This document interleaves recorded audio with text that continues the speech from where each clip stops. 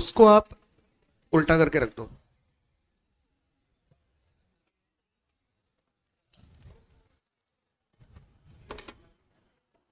ओए, देखो इधर देखो एक बार।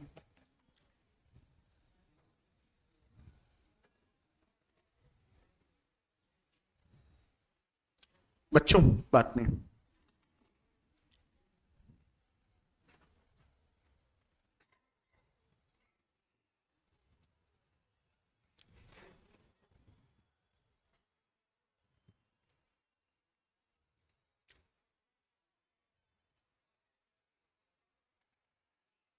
भाई बातें मत करो।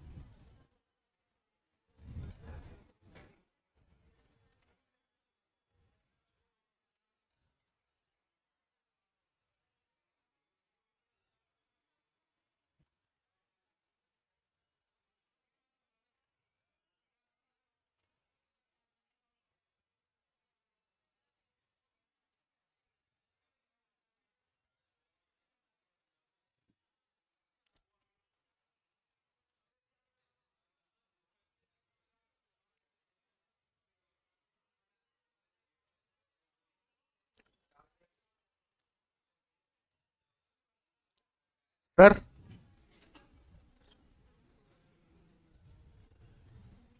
हटाऊं क्या?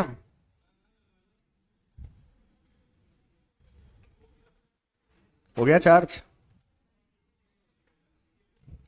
है।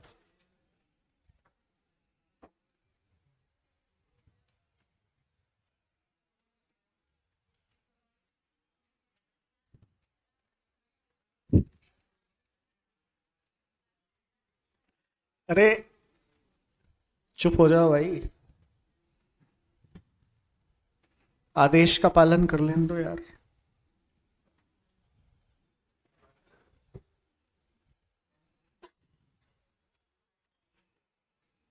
चलो देखो,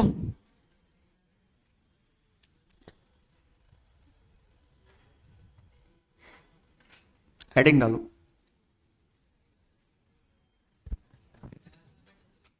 हाँ, स्टडी मैट से करना है वैसे तो, लेकिन रजिस्टर चाहिए होगा। आज तो लिखवाना ही है। एक चार्ट बनेगा, पूरा चैप्टर का चार्ट बनेगा। तो चार्ज का मतलब हो गया चार्जिंग सेक्शन। क्या मतलब हो गया? Charging section.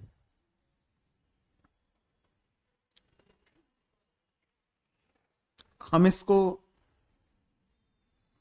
Basis of charge के नाम से भी पढ़ सकते हैं।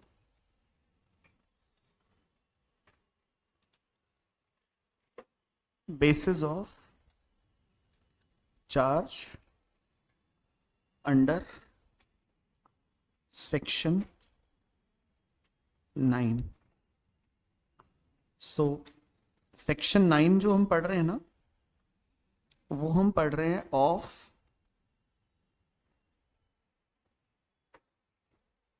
CGST act. Basis of charge under section 9 of CGST act.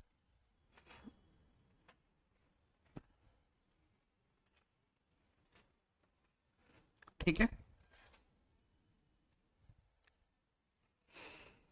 Basis of charge मतलब चार्जिंग सेक्शन भी बोल देते हैं। क्या बोल देते हैं?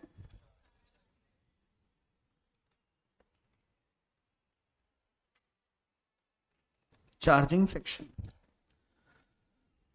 तो इसमें टोटल 5 सबसेक्शंस आएंगे। ठीक है। तो आप ऐसे करके एक हेडिंग डाल दीजिए, सेक्शन 9।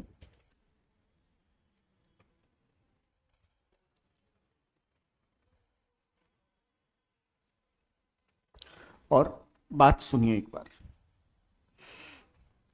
हमारे अभी तक के डिस्कशन के हिसाब से हमने ऐसे कुछ पढ़ा कि भाई जीएसटी को आपने गुड्स या सर्विस, और आई शुड से सर्विसेज के सप्लाई पे लगाना है। तो GST is a tax levied on the supply of goods और सर्विसेज। ये दोनों चीजें हमने अच्छे से पढ़ ली। हमें पता है गुड्स का क्या मतलब है, और हमें पता है कि सर्विसेज का क्या मतलब है। ठीक है, whenever we say supply, तो हम यहां पे सेक्शन 7 और सेक्शन 8 की बात करते थे। ठीक है, और अब सवाल आ गया टैक्स के लगाने का। तो अब हम चार्ज की बात करेंगे। तो चार्ज करने का मतलब क्या होता है? टैक्स लगाना, सिंपल। तो GST shall be charged on the, लेकिन सप्लाई का आपको एक मॉनेटरी अमाउंट भी तो चाहिए होगा। जीएसटी लगाने के लिए आपको सप्लाई का एक वैल्यू भी तो चाहिए होगा ना। तो 1 मिनट के लिए मैं यहां पे लिख देता हूं कि भाई जीएसटी चार्ज होगा, और जीएसटी जब आप चार्ज करोगे तो याद रखना वो आप एक वैल्यू पे करोगे। किस पे करोगे? वैल्यू पे। तो वो जो भी वैल्यू होगी ना, वो वैल्यू भी हम सीजीएसटी एक्ट के थ्रू ही निकालेंगे। जीएसटी जिस वैल्यू पे लगेगा अपन वो वैल्यू भी सीजीएसटी एक्ट के थ्रू ही कैलकुलेट करेंगे। तो जो ये तरीका है ना जीएसटी को चार्ज करने का, वो तरीका 2 तरीके से दिया हुआ है। यानी कि जो चार्ज अंडर जीएसटी है वहां पे 2 मैनर्स गिवन है। एक नॉर्मल मैनर है जिसको हम सिंपल मैनर बोलते हैं। आप लोग लिखिएगा मत, इसको बोर्ड पे देखिएगा। चार्ज अंडर जीएसटी, और जीएसटी चार्ज होगा किस पे? सप्लाई पे। सप्लाई किसकी होगी? गुड्स और सर्विस की। तो क्या सभी गुड्स और सभी सर्विसेज पे जीएसटी चार्ज होगा? ये हमें पढ़ना है। और जब जीएसटी हम चार्ज करेंगे तो तरीके कितने हैं? तो 2 तरीके हैं। तो एक तरीका तो है फॉरवर्ड चार्ज मैकेनिज्म, और एक तरीका है रिवर्स चार्ज मैकेनिज्म। ये 2 तरीके के मैकेनिज्म है। मैकेनिज्म मतलब सिस्टम। फॉरवर्ड चार्ज का मतलब क्या है? एक सप्लायर है, एक रेसिपिएंट है। तो सप्लायर रेसिपिएंट को सप्लाई करेगा, रेसिपिएंट इसको पेमेंट करेगा, सप्लाई का वैल्यू प्लस टैक्स की amount. Supplier on behalf of government क्या करेगा? Supplier on behalf of government क्या करेगा? पैसा रिकवर करेगा। किससे? रेसिपिएंट से। और जाके गवर्नमेंट के अकाउंट में क्या करेगा? डिपॉजिट करेगा। गवर्नमेंट के अकाउंट में क्या करेगा? जाके डिपॉजिट करेगा। तो ये सिनेरियो इस तरीके से चलेगा। जब भी गवर्नमेंट टैक्स किससे चार्ज करेगी? सप्लायर से। गवर्नमेंट जब भी बात करेगी किससे? सप्लायर से। यानी कि टैक्स को लेके जब भी गवर्नमेंट सप्लायर से बात कर रही है तो हम उसे क्या बोलते हैं? एफसीएम बोलते हैं। लेकिन एक और मैकेनिज्म है, और ये मैकेनिज्म थोड़ा इस तरीके से है कि सप्लायर है, सप्लायर किसी अनऑर्गेनाइज्ड सेक्टर से जुड़ा है। अब उसने कुछ सप्लाई करा, लेकिन रेसिपिएंट एक ऑर्गेनाइज्ड सेक्टर का पार्ट है। तो गवर्नमेंट ने कहा यार इसको पकड़ना तो मुश्किल है, चुपचाप से इसे पकड़ लो। तो गवर्नमेंट ने टैक्स लेने का तरीका चेंज कर दिया। अब रेसिपिएंट किसके पास जाएगा? गवर्नमेंट के पास जाएगा। गवर्नमेंट को जाके बताएगा जी मैंने सप्लायर से ये वैल्यू सप्लाई ली थी, इनवर्ड सप्लाई, इस पे ये मेरा टैक्स बनता था और ये आप पकड़िए। तो रिवर्स चार्ज के अंदर रेसिपिएंट लायबल होगा जीएसटी के लिए, ना कि सप्लायर। तो इस तरफ जब हम बात करेंगे तो हम बात करेंगे सेक्शन 9 सबसेक्शन 3 और सेक्शन 9 सबसेक्शन 4 की। इस तरफ जब हम बात करेंगे तो हम बात करेंगे 9(1) की। तो ऐसे करके टोटल 5 सबसेक्शंस निकल के आते हैं। ठीक है, तो मेरे साथ आप एक चैप्टर ओवरव्यू ड्रॉ कर लो फटाफट से। सेक्शन 9 चैप्टर ओवरव्यू के नाम से नोट कर लीजिए आप। Section 9 chapter overview.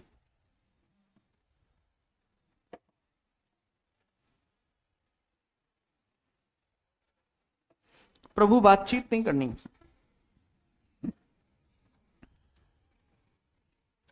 हाँ जी, सबसे पहले आएगा 9(1). क्या आएगा? सेक्शन 9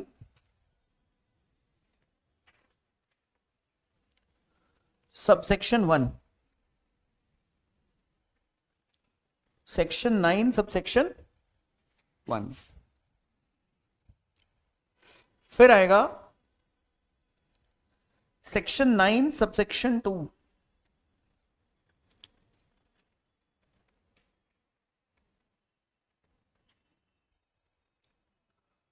फिर आएगा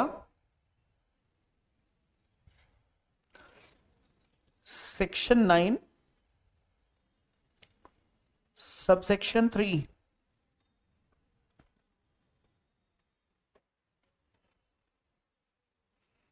देन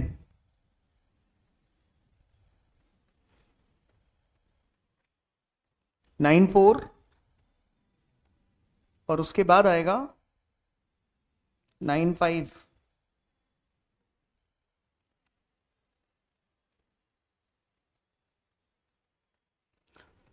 सेक्शन 9 सबसेक्शन 5। ऐसे 5 सबसेक्शन हम पढ़ेंगे। 9(1) में नॉर्मल बेसिस ऑफ चार्ज लिखा है, तो 9(1) को हम हमेशा चार्जिंग सेक्शन ही बुलाएंगे। तो लिख दीजिएगा 9(1) सिंपली क्या है? चार्जिंग सेक्शन है। तो इसमें लिखा है GST shall be charged on the supply of all goods and services accept on the supply of alcoholic liquor for human consumption. ये बात डे 1 से क्लियर थी कि जीएसटी कॉम्प्रिहेंसिवली सभी गुड्स और सभी सर्विसेज पे लगाया जाएगा।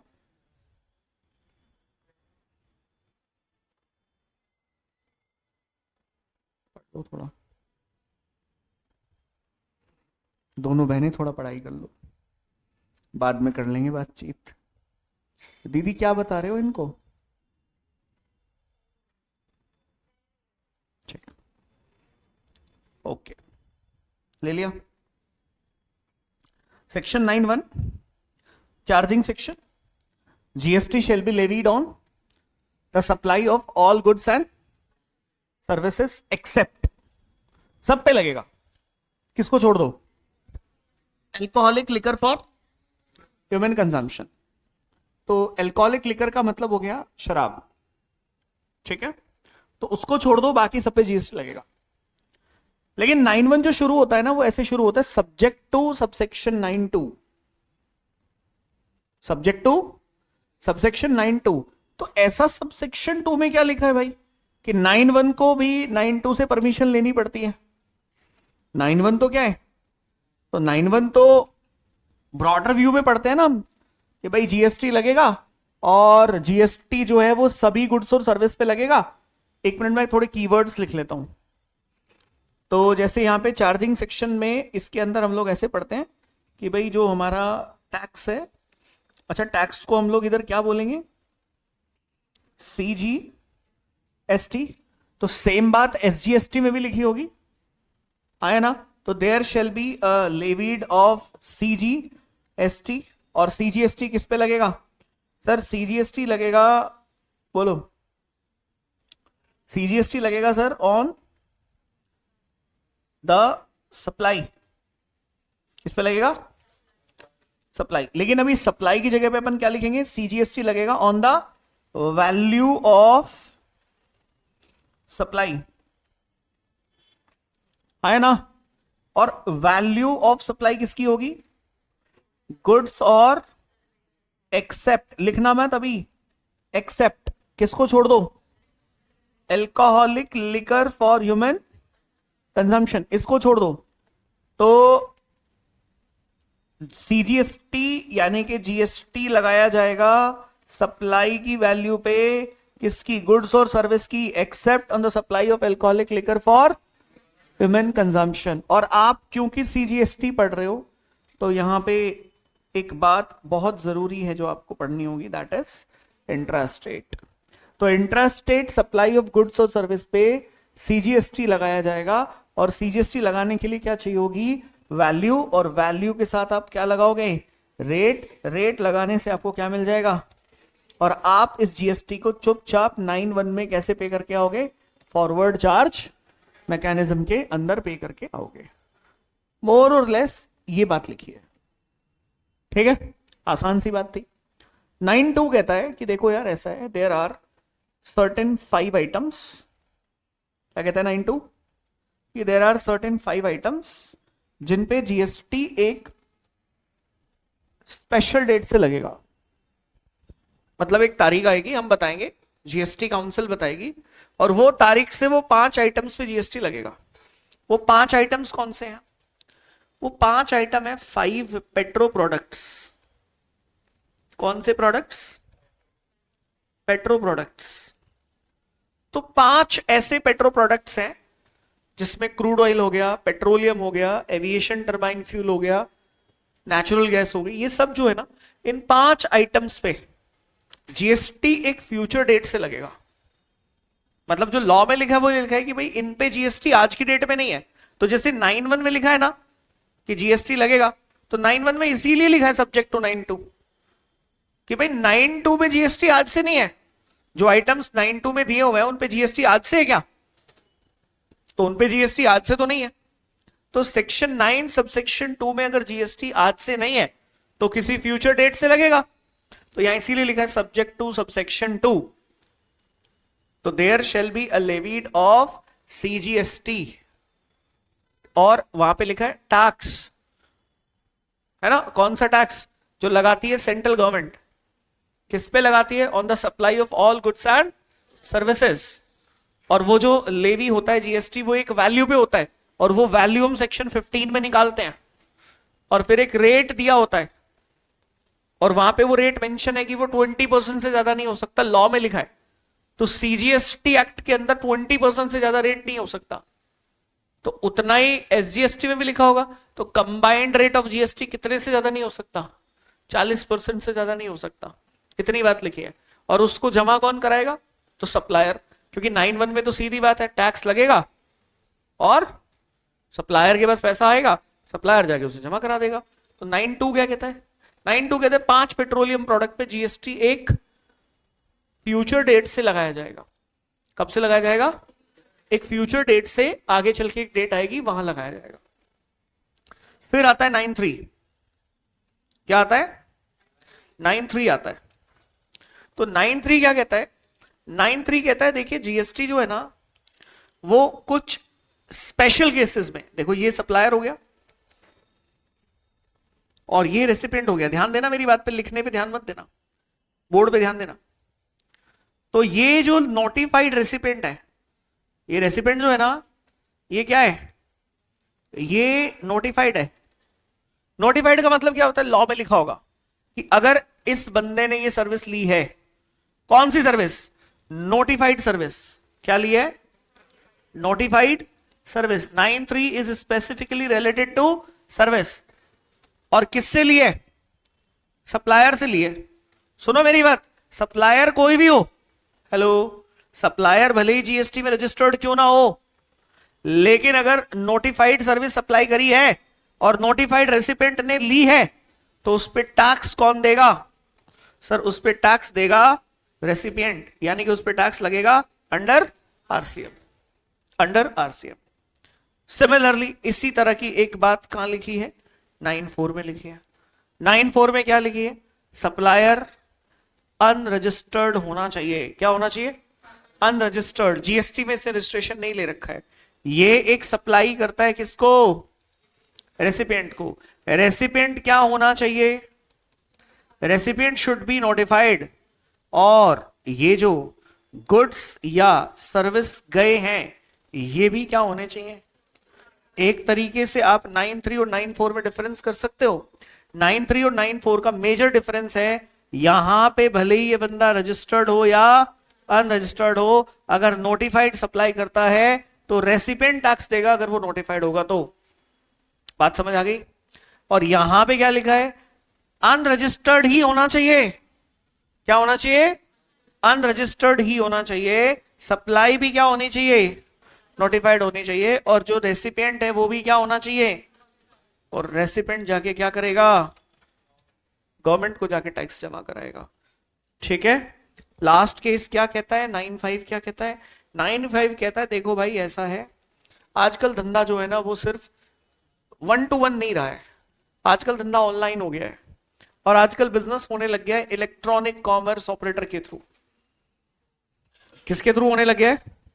इलेक्ट्रॉनिक कॉमर्स ऑपरेटर के थ्रू आजकल बिजनेस होने लग गया है। तो भाई देखो ऐसा है, मान लेते हैं ऐसा कि एक सप्लायर है और एक रेसिपिएंट है, लेकिन ये दोनों एक दूसरे से बहुत दूर। और इनको मिलाने वाला कौन?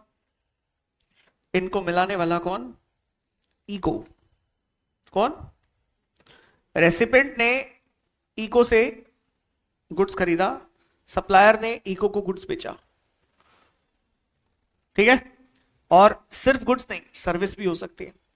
तो याद रखिएगा, there are certain notified services. ध्यान दीजिएगा क्या लिख रहा हूं मैं। नोटिफाइड सर्विसेज जो हमने किससे ली है? इलेक्ट्रॉनिक कॉमर्स ऑपरेटर ने ली है। तो हम ना रेसिपिएंट को पकड़ेंगे, गवर्नमेंट ने कहा, और ना हम किसे पकड़ेंगे? हम डायरेक्टली किसको पकड़ेंगे? हम पकड़ेंगे इलेक्ट्रॉनिक कॉमर्स ऑपरेटर को। यानी कि फर्स्ट केस में सप्लायर ने टैक्स दिया। किसने दिया? सेकंड केस में टैक्स की बात ही नहीं हुई, 5 मेट्रो प्रोडक्ट। तीसरे केस में कंडीशंस पूरी हो गई तो आरसीएम देगा रेसिपिएंट। चौथे केस में कंडीशंस पूरी हो गई तो भी आरसीएम देगा कौन? लेकिन इसको कुछ बच्चे आरसीएम समझ लेते हैं, ये आरसीएम नहीं है, ये एक्चुअल में एक नॉर्मल केस है। आपने एक गाड़ी बुक करी, कैब बुक करी घर से कोचिंग आने के लिए, तो गाड़ी में सर्विस देने वाला मिस्टर ए और सर्विस लेने वाला मिस्टर बी। इसने गाड़ी बुक करी ओला से, तो यहां पे इलेक्ट्रॉनिक कॉमर्स ऑपरेटर का रोल कौन प्ले कर रहा है? तो सरकार कह रही है ना हम इसको पूछेंगे ना हम इसको पूछेंगे, हम किसको पूछेंगे? ई कॉमर्स ऑपरेटर को पूछेंगे।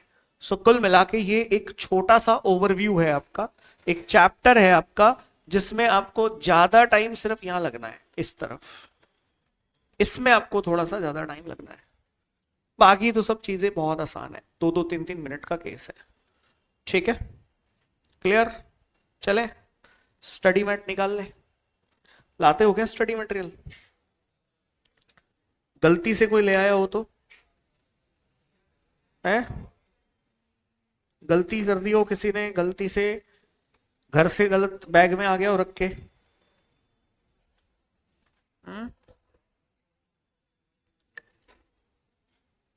हाँ बेटा।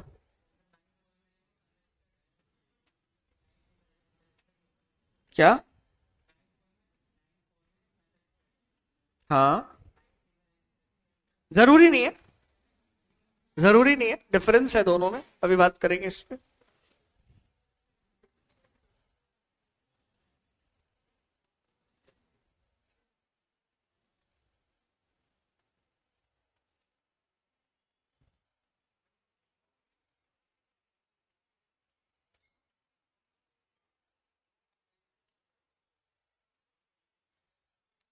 भाई दोस्ती ज्यादा हो गई क्या तुम्हारी दोनों की? ओ,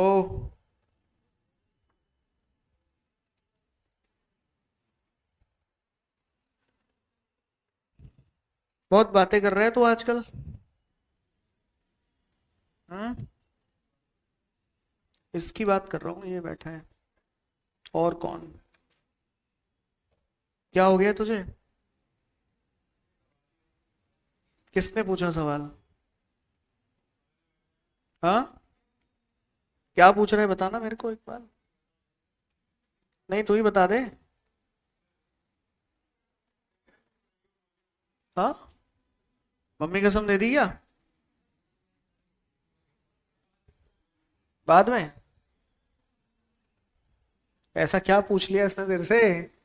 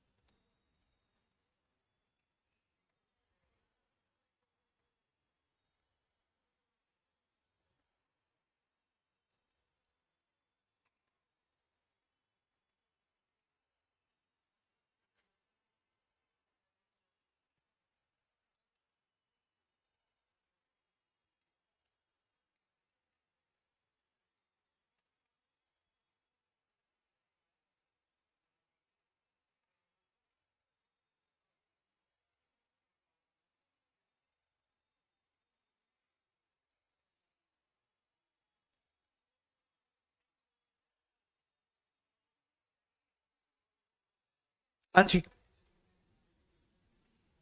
आ जाइए, बात मत करिए प्लीज।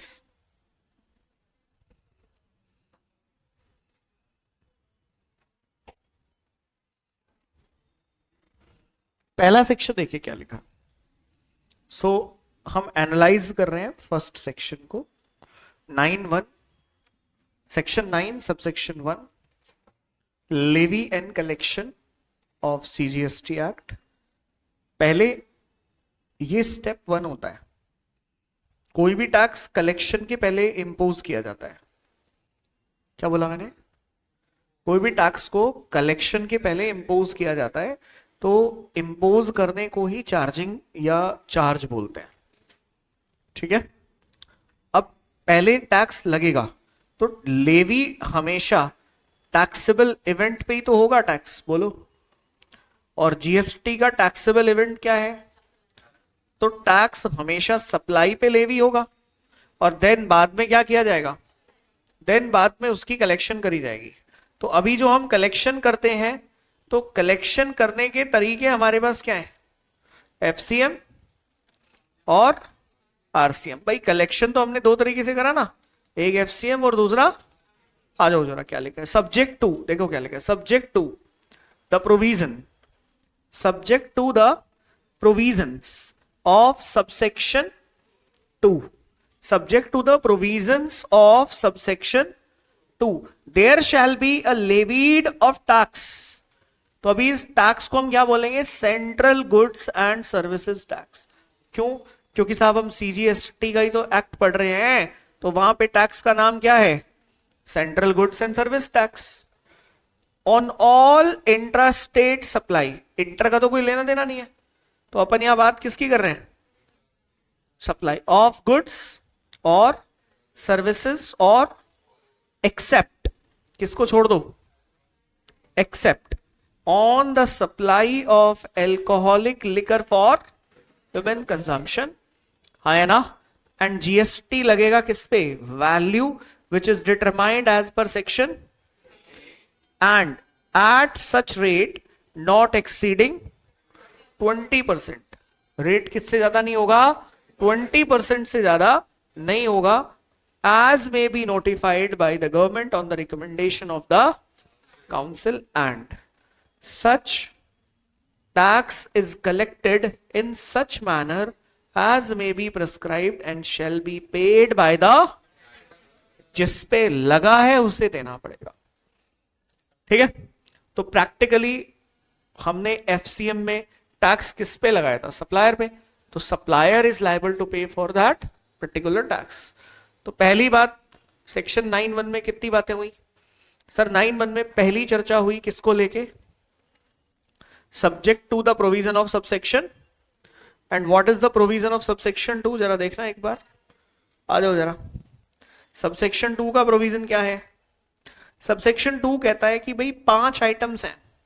पहला है पेट्रोलियम क्रूड, दूसरा है हाई स्पीड डीजल, तीसरा मोटर स्पिरिट जिसको हम पेट्रोल कहते हैं, चौथा है नेचुरल गैस, और पांचवा है एविएशन टरबाइन फ्यूल। इन आइटम्स पे शैल बी लेवीड, इन आइटम्स पे tax shall be levied with effect from, कब से?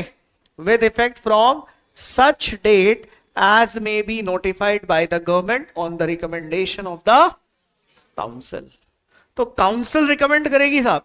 कौन सी council? GST council will recommend कि साहब इन 5 आइटम्स पे जीएसटी कौन सी डेट से आएगा। मैं बता दूं, ना नोमन तेल होगा ना राधा नाचेगी, ऐसा कभी नहीं होगा। हाँ, क्या कहना चाह रहा है मास्टर? मैं ये कहना चाह रहा हूं कि ना तो कभी वो डेट आएगी जिसकी यहां बात हो रही है, और ना ही कभी ये 5 आइटम्स जीएसटी में आएंगे। ठीक है ना? ये 5 आइटम्स कभी भी जीएसटी में आ नहीं सकते, क्योंकि यहां पे जो शेयरिंग है, वोटिंग शेयरिंग जो है ना, उसमें स्टेट कभी भी अपना रेवेन्यू लॉस करने के लिए तैयार नहीं हो सकते हैं। आप बात को समझ जाइएगा। तो 9(1) subject to the provision of 9(2) लिखा गया है। तो इसका मतलब ये हो गया, जब मैं दोनों सेक्शन को मिला के पढ़ता हूं तो दोनों का कंबाइंड मीनिंग निकल के ये आता है कि टोटल 6 आइटम्स ऐसे हैं जिन पे जीएसटी लगाया जाएगा फ्रॉम द, एक तो उन पे जीएसटी आज की डेट में लगता ही नहीं है। 6 आइटम्स ऐसे हैं जिन पे आज की डेट में जीएसटी लगता ही नहीं है। नंबर 1, गाड़ी में पेट्रोल डलता है, गाड़ी है ना, तो अभी पेट्रोल हो गया, हाई स्पीड, इसमें बात किसकी किसकी हुई है? पेट्रोलियम क्रूड, तो क्रूड ऑयल की बात हो रही है। हाई स्पीड डीजल की बात हो रही है। मोटर स्पिरिट यानी कि पेट्रोल की बात हो रही है। नेचुरल गैस और एविएशन टरबाइन फ्यूल, ये 5 ऐसे आइटम्स हैं जिन पे आज की डेट में जीएसटी नहीं है। और 6वां आइटम है शराब। तो शराब पे भी जीएसटी आज की डेट में तो नहीं है, और एक्चुअल में शराब पे तो कभी भी नहीं आ सकता, बट इन्होंने एक रे ऑफ होप डाल दिया कि ये 5 आइटम्स पे एक डेट के बाद आ सकता है। तो वो डेट कब आएगी? बोलो, वो डेट हम बता देंगे आपको कब आएगी, बता देंगे। आया ना? और कोई नहीं पूछ सकता इनसे, भाई तुमने बोला था ना, लिख रखा है ना लॉ में कि हम बताएंगे वो डेट कब आएगी। अब आप पूछ नहीं सकते, क्योंकि वो फिर बोल देंगे बता देंगे ना यार जब आएगी, लिखा तो है, बता देंगे जब आएगी। तो बात समझ आई? तो टोटल 6 आइटम्स जीएसटी के दायरे के क्या है, आज की डेट में बाहर है। 6 में से 5 पे जीएसटी कभी तो लग सकता है। करण अर्जुन तो आ ही सकता है कभी, कह रहे हैं आएगा, कब आएगा पता नहीं। और मैं आपको बताऊं, मतलब मेरी अंडरस्टैंडिंग के हिसाब से नहीं आ सकता, अब आएगा ही नहीं। कोशिश कर लो, आप ला ही नहीं सकते, स्टेट एग्री नहीं करेंगे। 2 सेक्शन डन। लेकिन पहले वाले सेक्शन में और भी कुछ बातें अगर आपने ध्यान दिया हो तो, अगर आप पहले सेक्शन को ध्यान से पढ़ोगे तो पहले सेक्शन में कुछ चीजें ऐसे करके लिखी हैं, देखो ध्यान देना। यहां लिखा है कि भाई देखिए, एक बात यहां लिखी है, ये एक पॉइंट लिखा है, यहां ध्यान देना, ये एक पॉइंट लिखा है, इसको हम डिस्कस कर चुके हैं डिटेल में। लेकिन जीएसटी लगाने के लिए आपको जरूरत पड़ेगी किसकी? 2 आइटम्स की। एक आपको जरूरत पड़ेगी वैल्यू की, ध्यान दीजिए प्लीज, एक आपको जरूरत पड़ेगी और एक आपको जरूरत पड़ेगी। देखिए साहब ऐसा है, आपको टैक्स निकालना है, मैथमेटिकली कैलकुलेशन कर लो। सबसे पहले एक चाहिए होती है क्या, और फिर चाहिए होता है क्या, एक, तभी जाके टैक्स निकल सकता है। बात समझ आई साहब? ये वैल्यू जो है ये हम डिटरमाइन करेंगे as per section 15 of CGST act, CGST act. और यहां पे कुछ देखिएगा एक बार, चैप्टर नंबर 7 दिख रहा है? तो चैप्टर नंबर 7 को अगर मैं क्लिक कर देता हूं तो यहां ये पूरा चैप्टर है वैल्यू ऑफ सप्लाई का। जिसका जिक्र मैं कहां पे कर रहा हूं, जिसका जिक्र मैं कर रहा हूं यहां पे। तो यहां पे वैल्यू का मतलब क्या है, चैप्टर बोलो 7, हमारे मॉड्यूल का चैप्टर 7। रेट्स का रट्टा नहीं मारना, रेट्स आपको हमेशा क्या होंगे, गिवन होंगे। लेकिन वो कह रहे हैं जीएसटी का रेट कितने से ज्यादा नहीं हो सकता। वो सर कहने की बात है, वो किसकी बात है, वो कहने मात्र की बात है, बस कह दिया और आपने सुन लिया। क्योंकि यहां जो लिखा है, हम 2 मिनट में एक नोटिफिकेशन डाल के उसको क्या कर सकते हैं, ओवरराइड कर सकते हैं। चेंज नहीं कर सकते, ओवरराइड कर सकते हैं। नोटिफिकेशन का इंपैक्ट परमानेंट तो कभी नहीं होता, बट टेम्परेरीली तो हम चाहे तो बढ़ा ही सकते हैं ना। तो यहां लिखा हुआ है कि भाई 20% से ज्यादा नहीं हो सकता। एक्चुअल में कहता नया नया लॉ आया था, अब नया नया लॉ आया था ना, तो चार्जिंग सेक्शन में बड़ा पॉलिटिकल एंगल से बातें लिखी गई। चार्जिंग सेक्शन जब बनाया गया तो उसमें एंगल गवर्नमेंट ने बहुत ज्यादा पॉलिटिकल रखा। जैसे लोगों के ना दिल को तसल्ली हो गई, 20% से ज्यादा तो जीएसटी हो ही नहीं सकता। भैया 20% नहीं है वो, तो प्रैक्टिकली 40% है। ध्यान से देखो, क्योंकि हम क्या पढ़ते हैं, 20% सीजीएसटी है तो 20% क्या होगा। तो अगर मैं इसको आईजीएसटी लॉ में जाके पढ़ूंगा तो वहां क्या लिखा होगा, 40%। आईजीएसटी लॉ में जाऊंगा तो वहां पे क्या लिखा होगा, 40% लिखा होगा। बात को समझो आप, ठीक है। तो 9-1 आपको क्लियर हो गया। 9-1 में कोई आफत किसी के सर पे तो नहीं बैठी। 9-1 और 9-2 मैंने कंबाइंडली समझाया आपको, ठीक है। और 9-1 और 9-2 खत्म हो गए, इतने ही थे। 9-3 पे बात करते हैं। तो 9-3 क्या कहता है, तो 9-3 अभी मैंने थोड़ा सा एक ब्रीफ इंट्रो दिया था 9-3 का। 9-3 में क्या लिखा है जरा पढ़ो, एक बार रीड करो क्या लिखा है। डायरेक्ट है ये, तो रीड करो एक बार, फिर एनालिसिस करते हैं 9-3 का।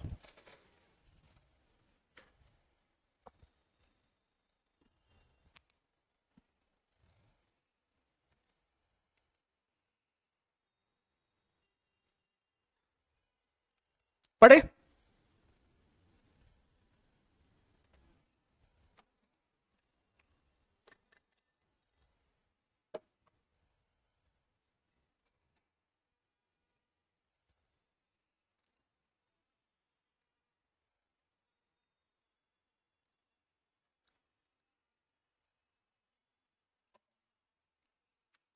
पढ़े साहब, क्या लिखा है, government may, so whenever we say may, it means that there is an option,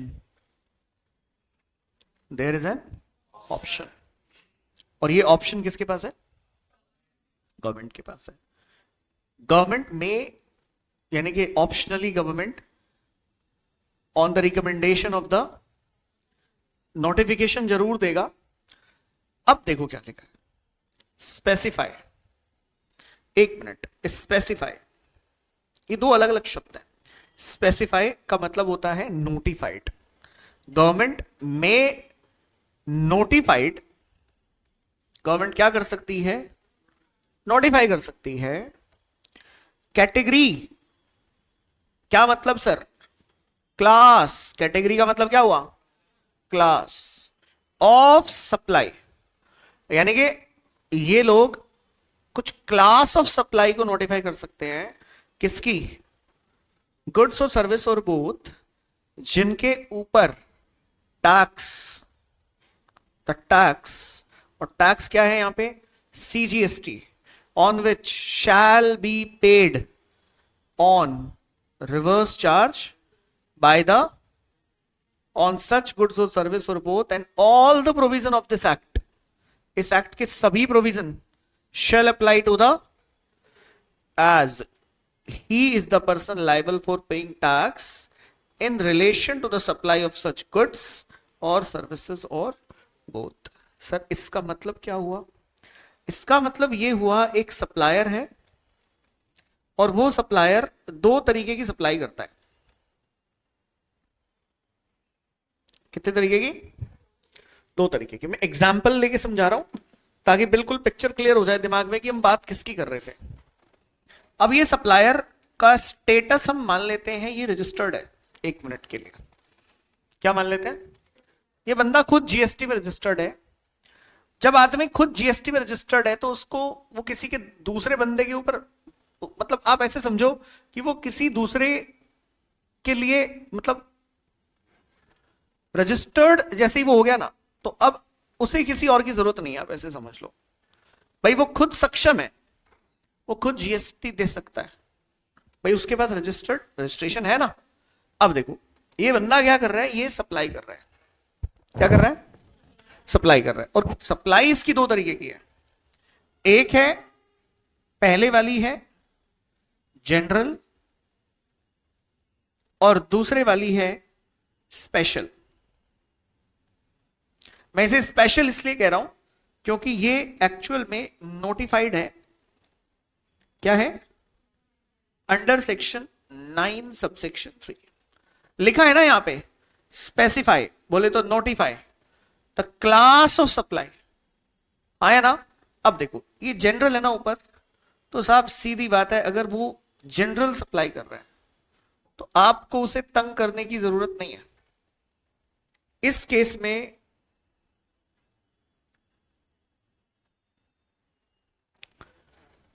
बिल्कुल सिंपल सा केस है।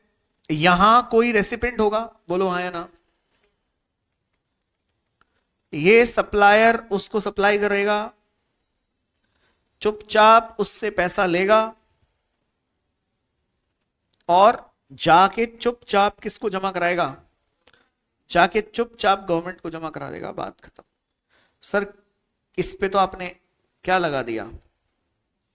एफसीएम लगा दिया। ये तो सर आपने किसकी बात कर दी? लेकिन 9(3) में एफसीएम की बात तो होती ही नहीं है। ऐसा नहीं है, 9(3) में आरसीएम की बात होती है, लेकिन एफसीएम की मनाही नहीं होती है।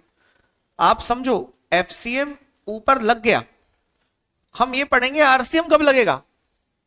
तो अगर आरसीएम लगेगा तो ठीक है, नहीं तो क्या लगेगा? फॉरवर्ड चार्ज मैकेनिज्म लगेगा, सीधी बात है। अब ये देखो स्पेशल कैटेगरी नोटिफाइड सर्विसेज, और यहां पे जो रेसिपिएंट है, रेसिपिएंट क्या है देखो, ये दिख रहा है। अब ध्यान देना क्या लिखा हुआ है, लॉ पे आ जाओ एक बार, देखो लॉ में क्या लिखा है।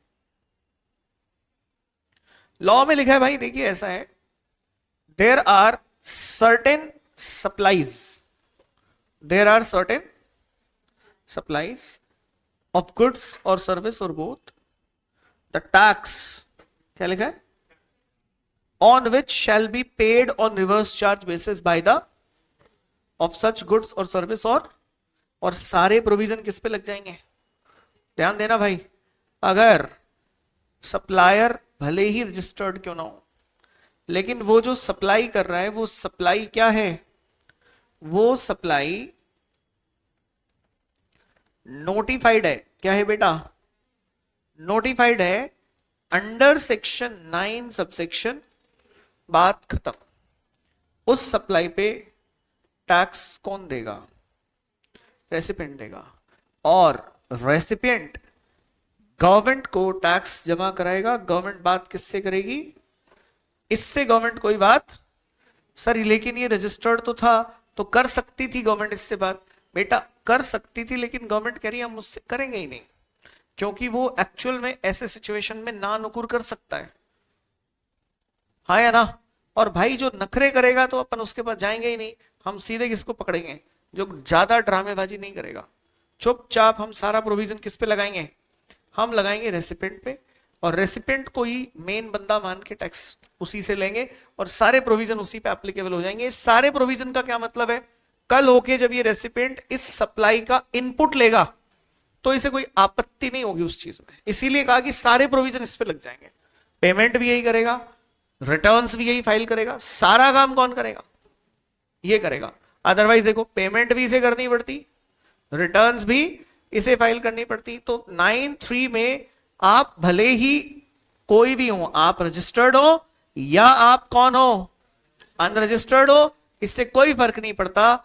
आपकी जो सप्लाई है, अगर वो नोटिफाइड अंडर 9(3) हो गई है तो उस पर टैक्स एक्चुअल में कौन देगा? इसको प्लीज कॉपी कर लो फटाफट से, ये भूल जाओगे नहीं तो आप लोग। कॉपी कर लो इसको।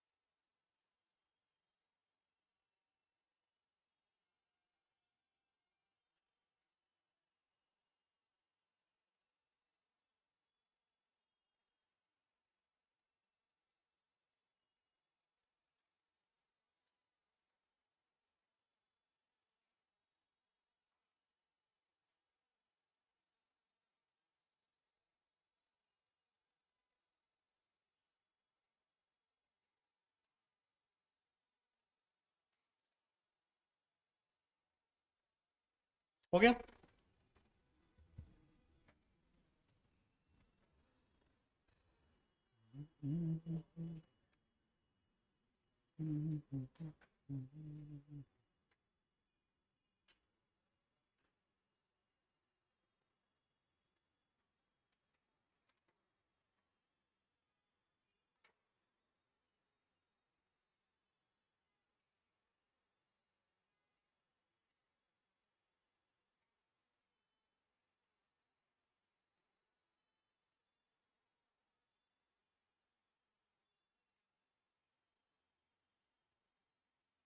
हो गया? आगे मूव करें।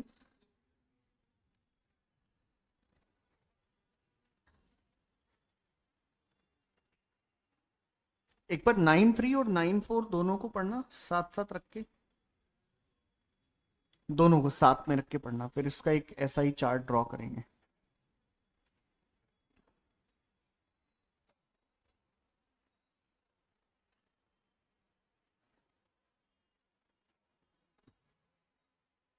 मिल गया डिफरेंस? देखो यहां पे क्या लिखा है, गवर्नमेंट में on the recommendation of the council by notification specify, specify का मतलब मैं सिंपली ऐसे लिख दूंगा, नोटिफाइड। क्या लिख दूंगा? नोटिफाइड।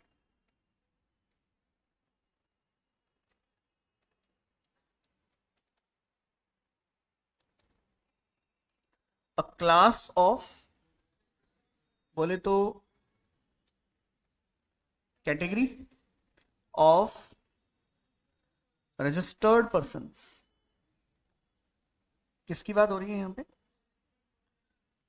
क्लास ऑफ, ये कौन से रजिस्टर्ड पर्सन है? Who shell in respect of supply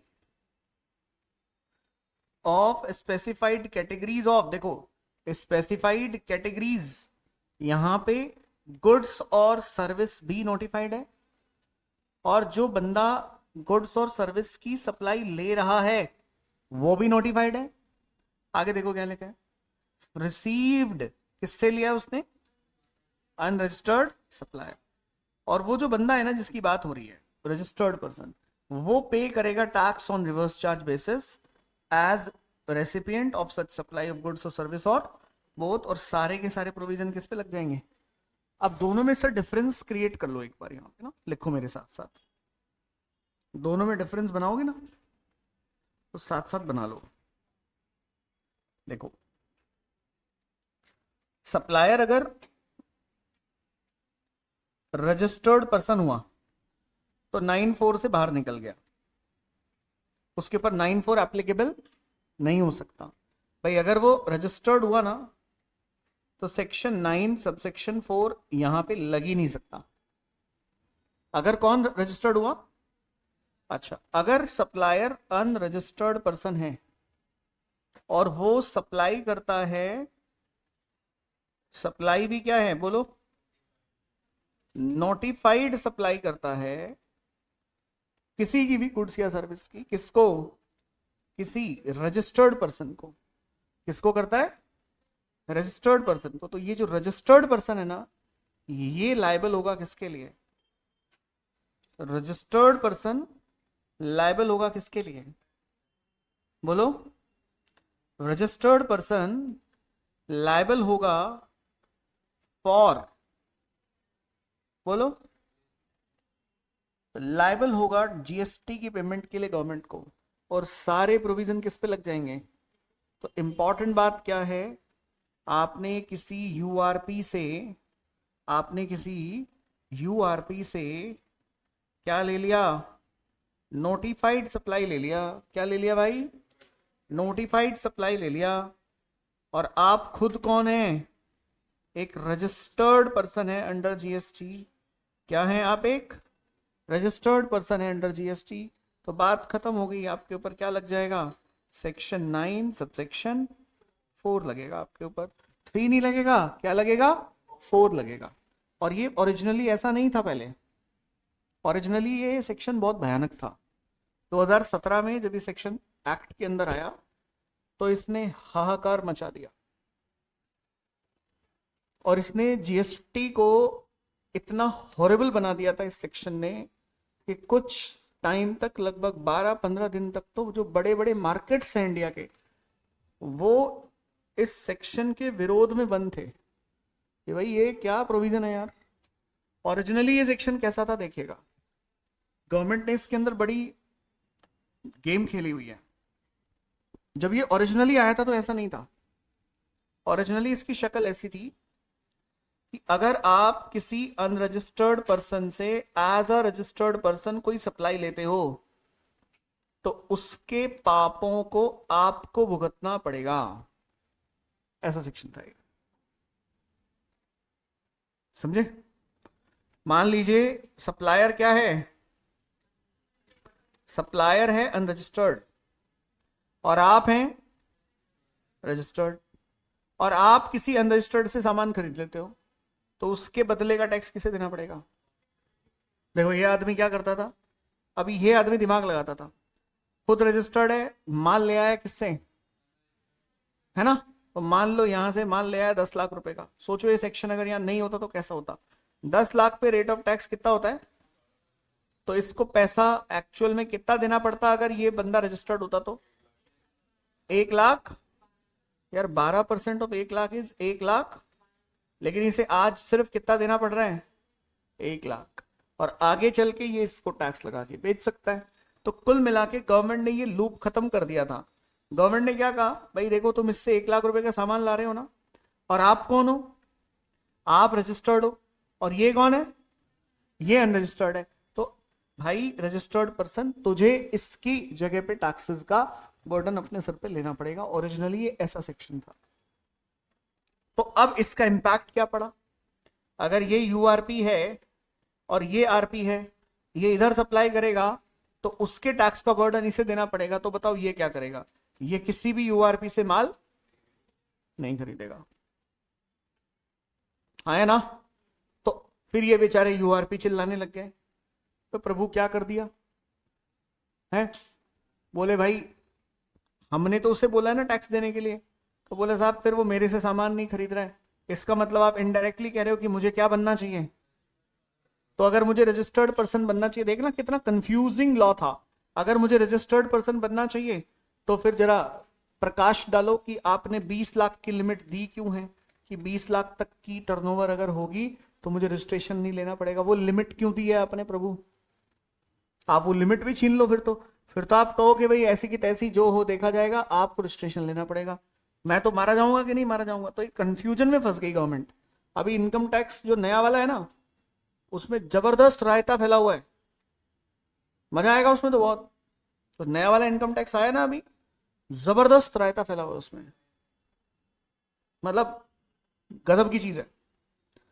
मतलब आप ऐसे समझो कि ऐसे होता है ना, मतलब छोटा पैकेट, बड़ा नहीं, बहुत बड़ा, मतलब धमाका होगा देखना।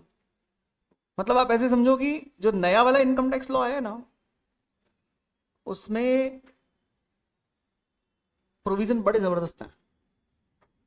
ये जो तुम अभी इनकम टैक्स पढ़ रहे हो ना, मतलब बेस तो वैसा ही है उसका, लेकिन कहानी एकदम गजब है। और जब भी लॉ नया आता है तो उसमें बहुत सारी क्या होती हैं, कमियां, खामियां, तो बहुत जबरदस्त आने वाले हैं क्या उसमें फिर अमेंडमेंट्स। तो जो बच्चे अभी जो जनवरी वाले फाउंडेशन वाले बच्चे हैं ना, मैं जब उनको देखता हूं ना तो मेरे को ऐसे लगता है हे भगवान, देखो तो पता है ना फ्यूचर क्या होने वाला है, तो ये जनवरी में क्या करेंगे, फाउंडेशन देंगे नहीं, अरे बोलो ना। और इनका रिजल्ट कब आएगा, फरवरी मार्च में आएगा, फरवरी मार्च में आएगा। और मई 2027 से एप्लीकेबल हो रहा है नया इनकम टैक्स लॉ सीए के सिलेबस में, मई 27 से एप्लीकेबल हो जाएगा। भाई मई 27 तो अगला साल तो 26 है, तो इनका एग्जाम कब आएगा, जनवरी 27। तो जनवरी 27 will be the last attempt. सोचो अगर गलती से पास नहीं हुए उसमें, जो कि गलती हो ही जाती है, तो फिर क्या होगा, मतलब आप समझो पूरा का पूरा कोचिंग दोबारा पढ़ना पड़ेगा कि नहीं, पूरा कोचिंग दोबारा करना पड़ेगा। तो वो गजब की चीज है वहां पे। और उसको जैसे मैं थोड़ा अभी शुरू किया ना, जैसे देखना शुरू किया, तो उसमें बहुत सारी चीजें बढ़िया बढ़िया हैं, नहीं तो गजब की चीज है। चलो सुनो, ओह तो था ना, खतरनाक चीज थी ना। तो गवर्नमेंट को बाद में अपनी गलती समझ आई, बोला यार ये तो हमने सच में रायता सा फैला दिया। तो फिर बताइए क्या करे, यू टर्न मारा इन्होंने इसमें से। और फिर बताइए क्या बोले, हम ये नहीं कह रहे थे, सुनो हम क्या कह रहे थे, अगर आप एक अनरजिस्टर्ड पर्सन हो और आप किसी रजिस्टर्ड पर्सन को क्या करते हो, सप्लाई करते हो, तो देखो आपका रजिस्टर्ड पर्सन भी क्या होना चाहिए, नोटिफाइड होना चाहिए, और आपकी सप्लाई भी क्या होनी चाहिए, नोटिफाइड होनी चाहिए। तो उस पे जीएसटी कौन देगा। अब लगे या तो सुन लो ये कौन से गुड्स हैं। ये सेक्शन एक्चुअल में पता है क्या होता है, कभी कभी प्रोविजन बनाया जाता है किसी के लिए और उसमें फंस जाता है कोई और, होता है ना। जैसे गांव साइड में क्या होता है, गांव साइड में खेतों में ना जंगली सुअर होते हैं, उनको पकड़ने के लिए जाल लगाते हैं, ठीक है। और रात को उसमें बड़े इनोसेंट जानवर फंसते हैं, या तो खरगोश फंस जाता है, या उसमें फंस जाता है, मतलब नीलगाय फंस जाती है, एक होता है सियार गीदड़, वो फंस जाता है।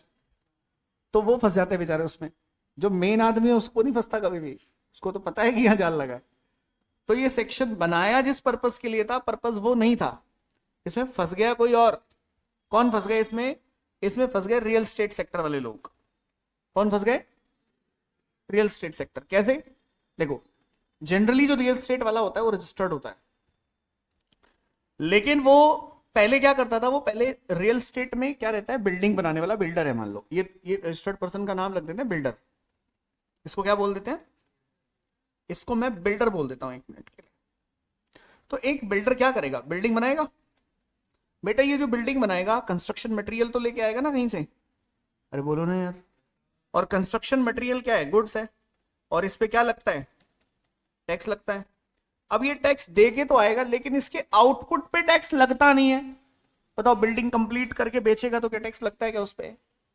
तो पता है क्या करता है ये बेचारा, इधर ना गुड्स में दिमाग लगाने लगता है, ये कहता है यार कुछ ऐसी जगह से गुड्स खरीदें जहां पे टैक्स ना लगे और मेरी कॉस्ट, सोचो ना भाई ये टैक्स लग के जाएगा आगे, लेकिन इसका इनपुट नहीं मिलेगा इसको, तो इसकी जेब से तो पैसा चला गया ना। तो ये बेचारा ऐसे सप्लायर्स आइडेंटिफाई करता है जो छोटे सप्लायर हैं, जो जीएसटी चार्ज नहीं करते। भाई वो रजिस्टर्ड नहीं है तो वो जीएसटी चार्ज करते नहीं है, उनसे ये जाके माल खरीदता है। ईंट खरीद ली, बालू खरीद लिया। खतरनाक मैटर में ये फंसता है जब सीमेंट खरीदता है।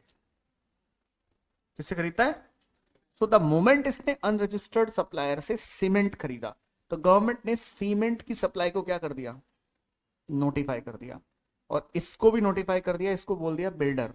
तो ध्यान से सुनना, 9(4) एक्चुअल में आज की डेट में बिल्डर्स पे लगता है।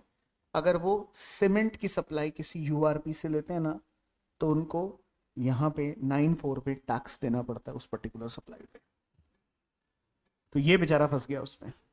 और ऊपर वाले केस में 9(3) में देखो, इसमें तो मैंने आपको सिर्फ नोटिफाइड सप्लाई पढ़ाई ना, और इसमें आपके कोर्स में सिर्फ क्या है, गुड्स हैं।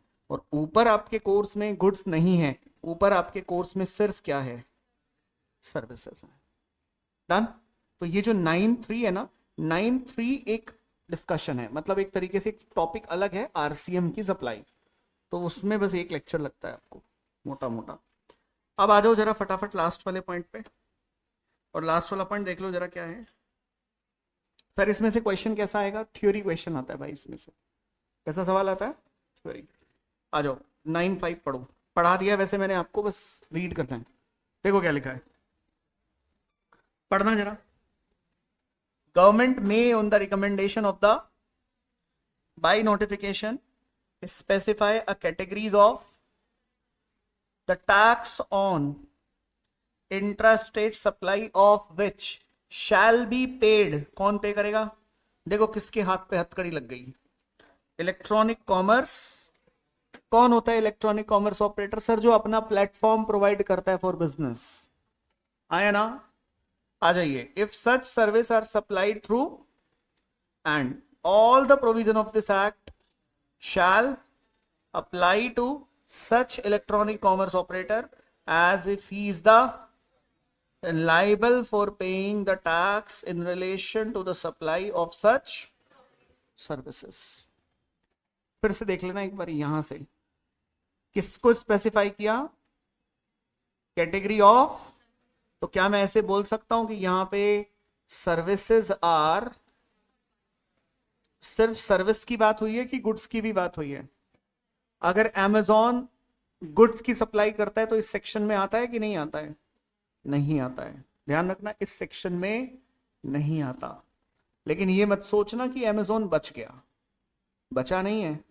वो यहां नहीं आता, लेकिन वो यहां आ जाएगा।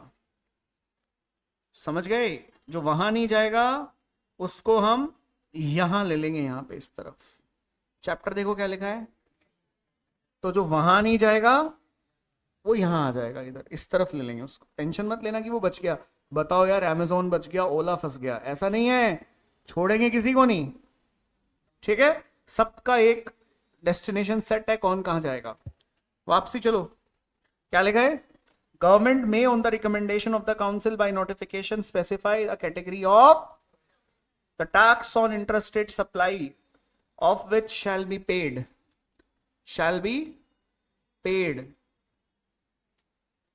by the electronic commerce operator if such service are supplied through it, and all the provision of this act shall apply to electronic commerce operator। उसी को क्या मान लिया जाता है?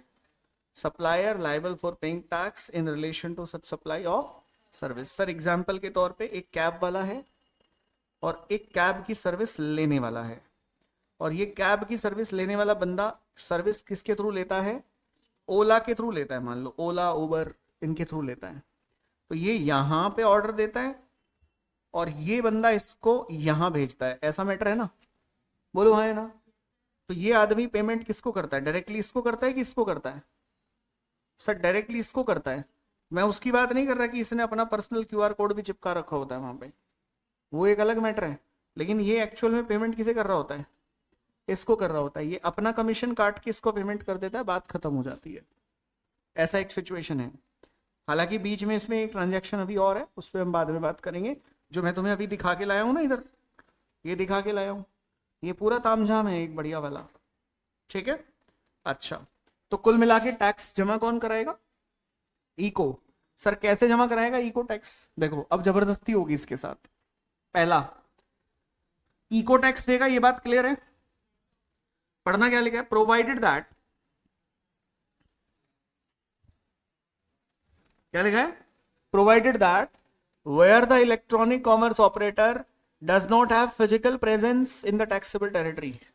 अब ई कॉमर्स ऑपरेटर तो बाहर बैठ के भी बिजनेस कर सकता है ना इंडिया में, तो उसका कोई फिजिकल प्रेजेंस तो है नहीं। Any person representing such electronic commerce operator for any purpose in the taxable territory shall be liable to pay tax. भाई तू नहीं है ना, तो किसी को अपॉइंट कर, है ना? समझ गए? देखो क्या लिखा है, तू नहीं तो कोई और सही, है ना? कुलदीप का मामला मेरे को सही लगता है, इसको सब याद रहता है ना? पर्सन रिप्रेजेंटिंग, तो एक कोई और है। देखो देखो देखो देखो आगे देखो ना यार, पूरी बात करते हैं ना, पूरी बात करते हैं। आगे देखो क्या लिखा है, provided further that where electronic commerce operator does not have physical presence in the taxable territory, also he does not have representative। ऊपर क्या लिखा था? तू नहीं तो कोई और सही, कोई और नहीं तो, देखो आगे यही लिखा है, he does not have any in the said territory such electronic commerce operator appoint a person। Appoint कर किसी को भाई, ऐसे थोड़ी चलता है। ई को कह रहा है मैं तो हूं नहीं, तो ठीक है कोई तो होगा। कहता नहीं कोई नहीं है, कहता कोई नहीं है तो फिर अपॉइंट कर भाई, आया ना? Appoint a person in the taxable territory for the purpose of paying tax and such person shall be liable to पे टैक्स। डन, क्लियर हो गई बात? सुनो,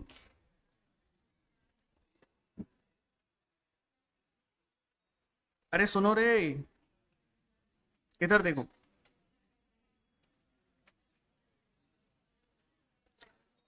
ये हर चैप्टर में ना, ओ बच्चों, हर चैप्टर में शुरुआत में कुछ डेफिनेशंस हैं, ये दिख रही है? जैसे सेंट्रल टैक्स अपन किसको बोलते हैं? सीजीएसटी। इंटीग्रेटेड टैक्स किसको बोलते हैं? स्टेट टैक्स किसको बोलते हैं? गुड्स किसे बोलते हैं? चैप्टर 1 से चैप्टर 13 तक डिट्टो सेम है परिभाषाएं, हर चैप्टर में लिख रखी है। इलेक्ट्रॉनिक कॉमर्स क्या होता है? सप्लाई ऑफ गुड्स और सर्विस और both including digital products over digital और electronic network. E commerce operator कौन होता है? सर जो ये सारा प्लेटफॉर्म, ये फैसिलिटी मैनेज कर रहा होता है उसे ई कॉमर्स ऑपरेटर बोलते हैं। एग्जेम्प्ट सप्लाई क्या है? सर वो सप्लाई जिस पे जीएसटी लगेगा नहीं। नॉन टैक्सेबल सप्लाई क्या है? जिस पे हम आज की डेट में टैक्स नहीं लगा सकते, जैसे supply of alcoholic liquor for human consumption. Aggregate turnover GST के रजिस्ट्रेशन वाले चैप्टर में काम आता है, यहां किसी काम का नहीं है। प्रेस्क्राइब्ड का मतलब क्या होता है? प्रेस्क्राइब्ड का मतलब होता है रूल्स। बिजनेस का क्या मतलब है? कोई मतलब नहीं है, छोड़ देना। आ जाओ, कंसिडरेशन क्या है? वैल्यू में आएगा। कहां आएगा? ये आएगा वैल्यू में। वैल्यू ऑफ सप्लाई कहां पे आएगा? वहां पढ़ेंगे इसको। पर्सन कौन है देखना, जानते हो क्या आप इनको? ये वही इनकम टैक्स वाले लोग हैं, इक्का दुक्का भाई एक्स्ट्रा है। अच्छा, रेसिपेंट कौन होता है? जो सप्लाई रिसीव करता है और पैसा दे रहा होता है उसे रेसिपेंट बोलते हैं। ओके, रजिस्टर्ड पर्सन कौन है? Person who have registered under section 25 but does not include a person of unique identity number. तो ये बात कहां समझ में आएगी जाके? रजिस्ट्रेशन के चैप्टर में। रिवर्स चार्ज का क्या मतलब है?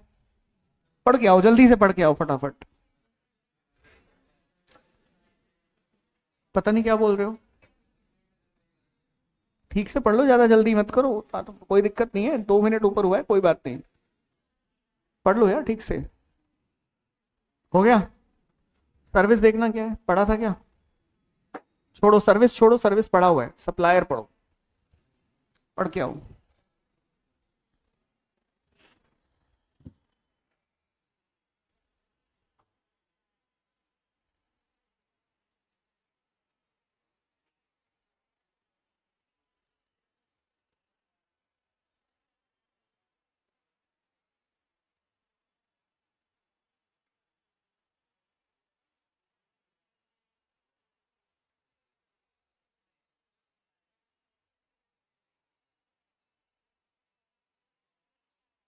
ये लॉटरी बैटिंग गैम्बलिंग वालों के लिए एक्सप्लेनेशन दिया था इन्होंने कि कई बार क्या होता है, सरकार के बिहाफ पे एक बंदा होता है जो आगे फर्दर सप्लाई कर रहा होता है, तो उसको भी ये लोग क्या ट्रीट कर रहे हैं? सप्लायर ट्रीट कर रहे हैं। किस केस में? लॉटरी बैटिंग एंड गैम्बलिंग के केस में। टैक्सेबल सप्लाई देखो क्या होती है। टैक्सेबल सप्लाई बोलो जल्दी।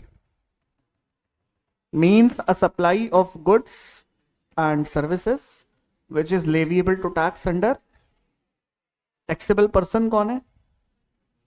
means a person who is registered or liable to registered under section 22 और section 20।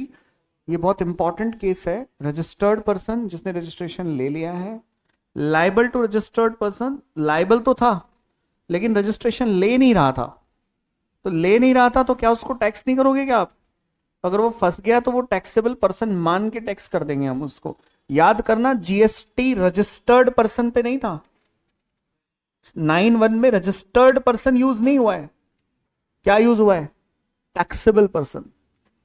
GST shall be payable by that taxable person, वहां पे रजिस्टर्ड पर्सन वर्ड यूज नहीं हुआ। कल हो के कुलदीप मान लो फंस गया, जीएसटी रजिस्ट्रेशन लेके नहीं बैठा है,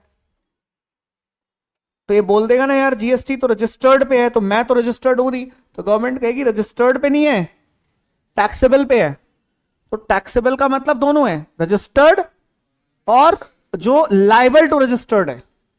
भाई तूने रजिस्ट्रेशन ले नहीं रखा, लेकिन तो रजिस्ट्रेशन के लिए क्या था सर, लाइबल कब होते हैं, जब आपका टर्नओवर 20 लाख से ऊपर निकल जाता है ना, तो आप लाइबल हो जाते हो रजिस्ट्रेशन के लिए। डन, जाओ।